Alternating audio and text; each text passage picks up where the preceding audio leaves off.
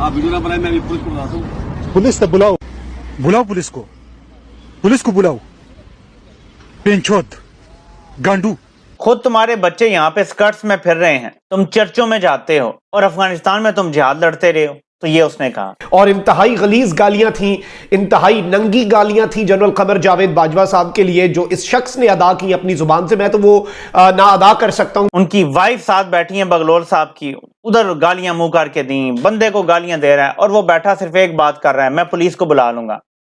वो आगे से कहता है कि पुलिस यहाँ ना होती तो मैं तुम्हें मारता, गधे की तरह मारता मैं तुम्हें यहाँ। और इस वीडियो में ये बंदा यही बोल रहा है कि भाई यहाँ पर हम हाथ नहीं उठा सकते, पुलिस है लेकिन नहीं तो मैं इसकी हड्डियां तोड़ देता।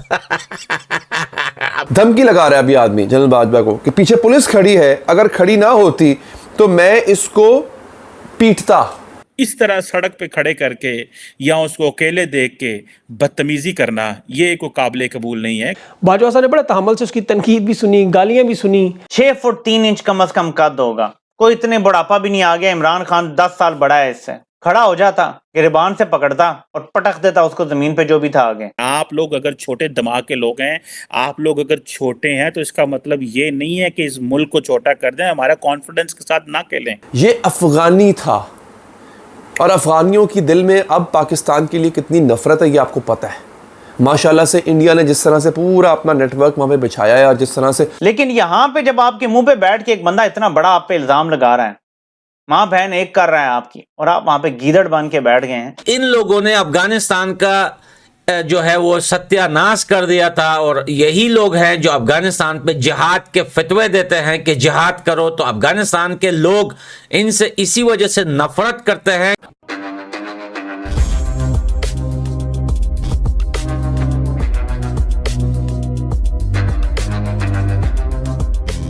नमस्कार दोस्तों, आज पाकिस्तान के farmer army chief general Qamar Javed Bajwa का एक वीडियो पाकिस्तान के साथ साथ पूरी दुनिया में काफ़ी ज़्यादा वायरल हो रहा है, जिसमें हम देख सकते हैं जनरल बाजवा फ्रांस में किसी चर्च के बाहर अपनी बीवी के साथ बैठे हुए हैं।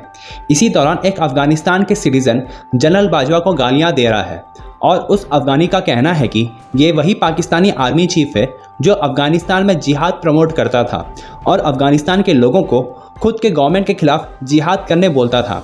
और इसी जनरल बाजवा की वजह से ही कई अफगानी मारे गए हैं और अफगानिस्तान के इस खराब सिचुएशन का जिम्मेदार जनरल बाजवा भी है। जिसके बाद जनरल बाजवा ने उस अफगानिस्तान को धमकी देते हुए कहा कि तुम यहाँ से चले जाओ वरना मैं पुलिस को बुला लूँगा। जिसके बाद वो अफगानी और ज़्यादा भड़क गया और जनरल बाजवा को गालियाँ दी और ये भी कहा कि अगर वे फ्रांस के बदले किसी और देश में रहते तो जनरल बाजवा की हड्डियाँ तोड़ देता। तो चलिए दोस्तों, इसी पर आगे पाकिस्तानी मीडिया का रिएक्शन देखते हैं। जो कुछ बगलोल के साथ हुआ है फ्रांस में, उस पर थोड़ी सी आपको आगाही देता हूं, क्योंकि पश्तो में है, कुछ गालियां दी गई हैं जो उर्दू में भी हैं। जिस्ट उसका ये है, अपेरेंटली एक अफगान है, वो कहता है जी कि ये पाकिस्तान का आर्मी चीफ है। जिसका जवाब आपने वो वीडियो में तो देखा होगा कि आगे से वो कहता है जी मैं आर्मी चीफ हूं ही नहीं। उसने अपने आप को डिनाई कर दिया कि मैं आर्मी चीफ ही हूं। ठीक है, यहाँ तो रिटायरमेंट के बाद भी काले चश्मे लगा के बैठे होते हैं, साथ सेम पेज नजर आता है। वहां इनकार ही कर दिया कि मैं आर्मी चीफ हूं। चलें, वो तो एक अलग बात है, लेकिन वो जो जिस्ट है बात की वो मैं आपको बता देता हूं कि वो कहता है कि खुद तुम्हारे बच्चे यहाँ पे स्कर्ट्स में फिर रहे हैं, तुम चर्चों में जाते हो और अफगानिस्तान में तुम जिहाद लड़ते रहे हो। तो ये उसने कहा, गालियां दी साथ साथ मुसलसल।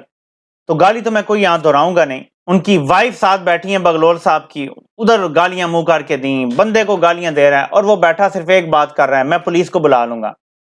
वो आगे से कहता है कि पुलिस यहाँ ना होती तो मैं तुम्हें मारता, गधे की तरह मारता मैं तुम्हें यहाँ। यानी पुलिस ना होती तो मैंने तुम्हें मार मार के तुम्हारा हश्र कर देना था। वो ये बात कर रहा है। अब बीवी साथ बैठी है। पाकिस्तानी फौज का 8 लाख की फौज का 6 साल रहने वाला सिपह सलार है। 6 फुट 3 इंच कम से कम कद होगा, कोई इतने बुढ़ापा भी नहीं आ गया। इमरान खान 10 साल बड़ा है इससे। खड़ा हो जाता, गिरबान से पकड़ता और पटक देता उसको जमीन पे जो भी था आगे। ये गैरत का तकाजा था। हमें पहले अपने घर की लड़ाइयां देखनी है और वो हम अपने घर तक रखेंगे।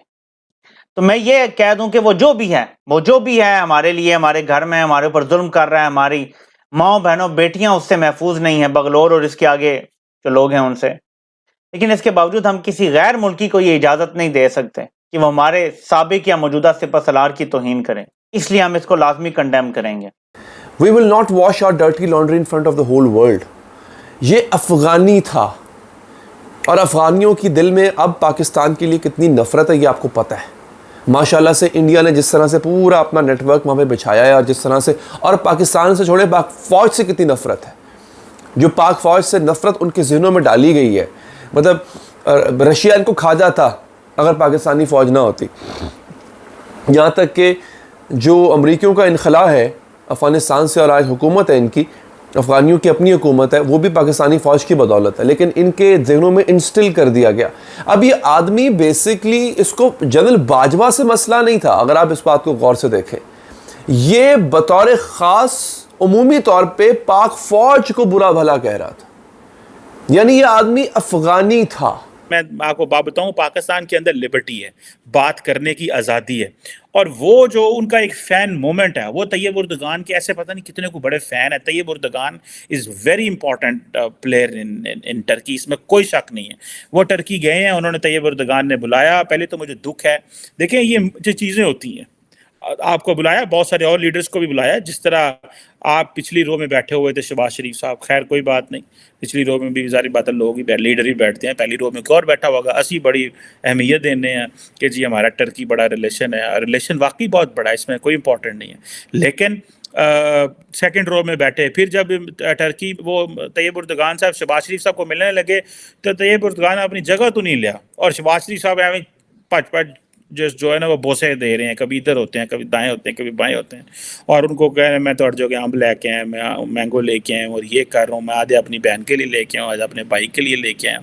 तो वो जो एक प्राइम मिनिस्टर मटीरियल होता है वो नहीं था। अब ये जो अलीट होती है, इनको ये नहीं पता चलता कि आप 25 करोड़ लोगों को रिप्रेजेंट कर रहे हैं। आप 25 करोड़, आपकी कोई औकात वैल्यू नहीं है।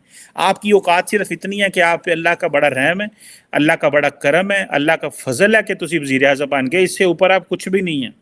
आप 25 करोड़ लोगों की क्यों दुनिया में जाके बेइज्जती करवाते हैं? अब शहबाज शरीफ साहब वहाँ जाके उसको जो है ना वो खड़ा, तैयब उर्दगान साहब जो हैं वो इंज खलोते ने जिंज सरिया खलोता होंदा, ठीक है जनाब, ऐसे जैसे दीवार खलोती, और ये खुद ही कभी इधर होते हैं, कभी उधर होते हैं, कभी वो ऐसे आराम से खड़े हुए हैं।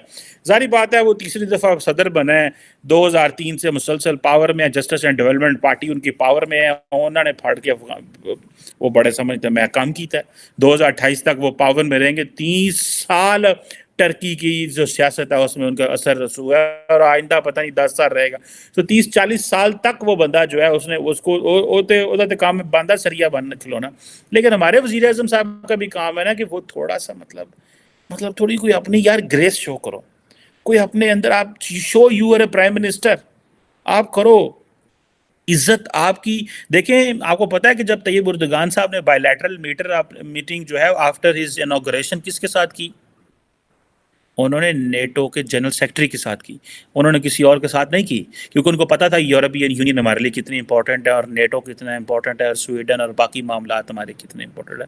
सो खुदारा अपने आप को थोड़ी वैल्यू दें, अपने आप को थोड़ा इकट्ठा करें। आप लोग अगर छोटे दिमाग के लोग हैं, आप लोग अगर छोटे हैं, तो इसका मतलब ये नहीं है कि इस मुल्क को छोटा कर दें। हमारा कॉन्फिडेंस के साथ ना खेलें।